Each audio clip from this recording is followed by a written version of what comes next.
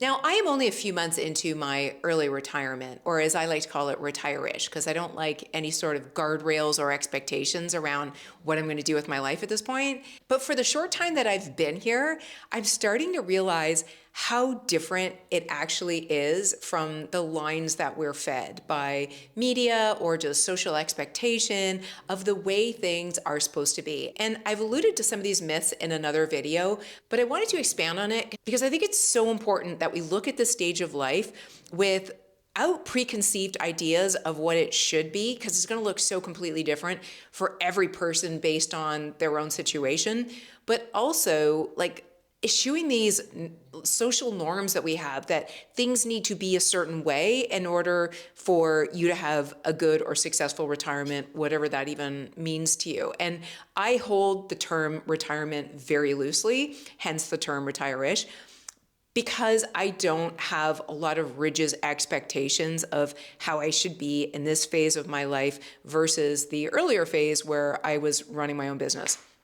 So anyways, I want to go through these, and I definitely want to address the biggest myth, which is I'll never have enough money or I won't be able to afford to retire. But I'm going to unpack that one last. So stick with me to the end. The first one I really want to start out with is this belief that it is something we should never consider before 65. I mentioned this in another video, but the reason why people think 65 is retirement age is because that's when most government programs kick in, meaning that's when the government decides you've worked your ass off long enough. Now you can take the pedal off the metal and start to chill out a little bit. But that doesn't mean that's when you need to decide when you retire. You decide whenever you want, and retirement can look like whatever you want. And obviously you've got to plan for those periods where you don't have any sort of government subsidies, but that doesn't mean it's impossible. And I really think all of us should consider when it is we want to leave full-time employment and decide for ourselves when we want to take our time and freedom back rather than when the government says so. The next myth I really want to crush is this idea of like lazy boy and rot, kind of like Netflix and chill, but the next chapter. There is no lazy boy in my life now, nor will they ever be. Not my style of sofa, but just conceptually as an idea where if you leave work, all you want to do is kick back in a recliner and watch TV and just rot the rest of your life away. If that's what you want to do, like all the power to you. I do not see retirement in that way whatsoever. I do not want to live your mother and father's retirement.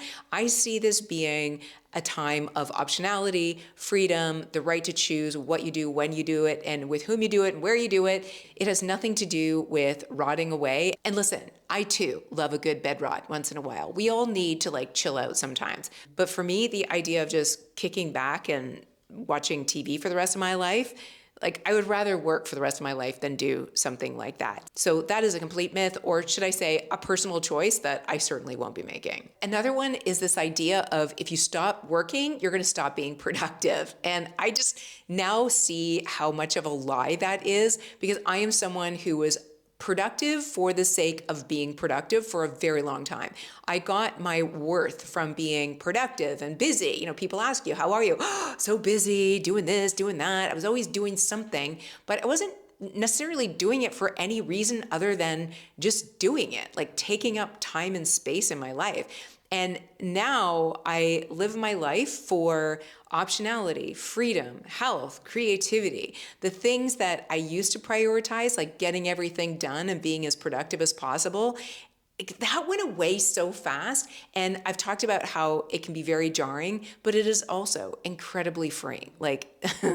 Possibly one of the best things about this whole retirement gig is this idea of no longer being productive for productivity's sake. I also think there's a lot of preconceptions or expectations about how people should spend their time in retirement, whether it's the lazy boy and rot or spending all your time with your grandkids. That's great if that's what you want to do, but if it's not what you want to do, but it's what other people think that you are going to do, then it's time for a rude awakening, because your time on this planet is limited. And if you have gotten to the place where you're retired and your children are now adults, then you have done the parenting bit, you've done your piece, and now this is your time to do whatever it is you want. The greatest gift that you can leave your children is the demonstration of a life well lived. So This is your time to do what you want, not necessarily spend time with your extended family 24/7. And for that matter, even traveling does not have to be the thing that you leave your work for. If you think that that's how you're going to spend your time, you might for the first couple of years, but at some point it will get old and you will want to have a permanent address. And for me, I spent a lot of time traveling throughout my entire life, either because of my career or just taking breaks in between and doing extensive travel. That was one of the benefits for me of not having children. So I find myself in this place where I have been everywhere that I've wanted to go on my bucket list. I haven't been to every single country, but the ones that I've wanted to go to, I have made my way there. And now I've got to come up with new ideas, which is a first world problem, I know, or go back to places that I've been before, which actually interests me more. But I don't feel the need to travel all the time just because I have this time. What I really cherish is the fact that my time is my own. So I can travel in off seasons. I can drive more instead of fly because I've got more time to travel, and it doesn't have to be something that's stuck in the margins of life anymore, as it is when you're working, right? Like you get 2-3 weeks vacation here in the US. That's considered average, and not everybody even takes that much. And to squeeze all of your vacation time into that small amount of time is sometimes impossible. So now, if I want to go somewhere, it's when I want to go and for however long I want to go. And if I want to take my car to get there and it's possible, I may do that over flying. And I love that optionality about travel, but I don't feel a need or pressure to do it 24/7. The next big myth is something that I fell for hook, line, and sinker. And it really made retirement something bigger than it needed to be. And it's the idea where if you do it, it's a big bang, like it's a big moment in time. And now all of a sudden you've gone from your full-time working life to your non-working life, and never should you go back again, right? Like that is now who you are, and you are firmly planted in retirement. And nothing can be further from the truth. And I actually want to really dissuade people from thinking this way. This is why I love the idea of being retireish, because you can move into retirement for a while, and then if you get a new idea or an inspiration, or you want to try something else, or you just get bored, then you can move out of retirement, right? Like you may not be able to find yourself back in the same career path that you left, but you can redesign yourself in any way, shape, or form that you want going forward.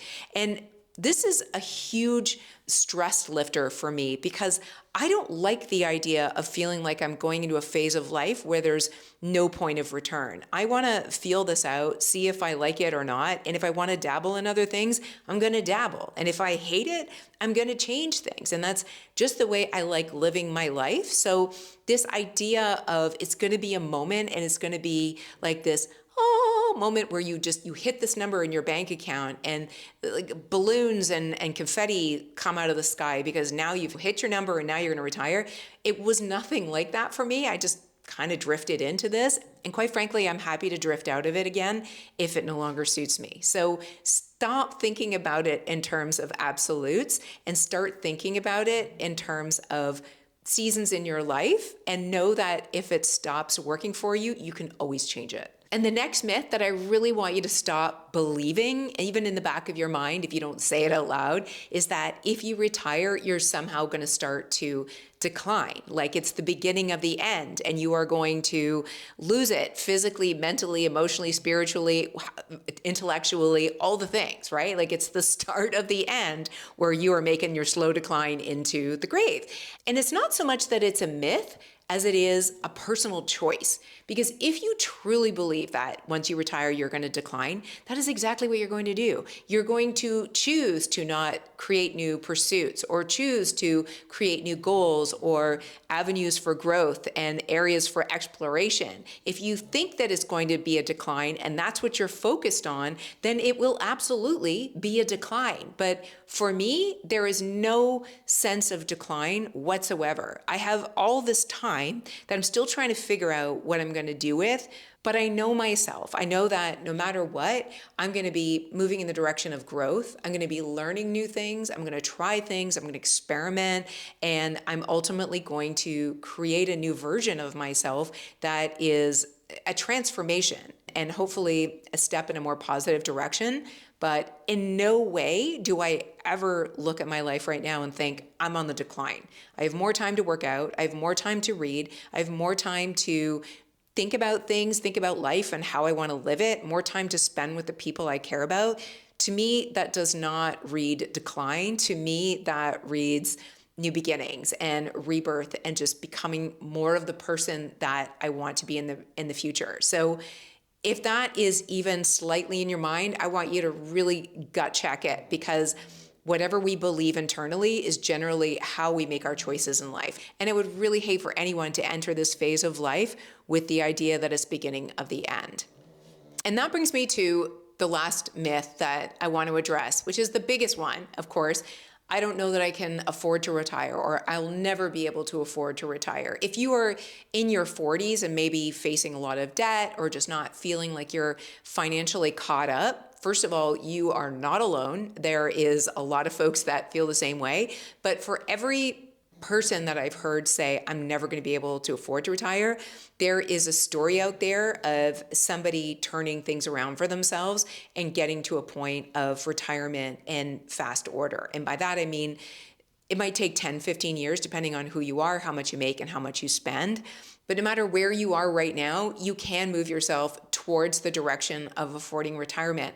And one of the things that really opened my eyes was watching a lot of content on YouTube from CFPs, certified financial planners. A lot of them do these videos of what does it look like to retire with 500,000 or 200,000 or 3 million, or, like giving you snapshots of what it might look like on a day-to-day, how much you have to spend, how much of your spending would come from your portfolio versus Social Security or whatever sort of safety net is offered by the country you live in.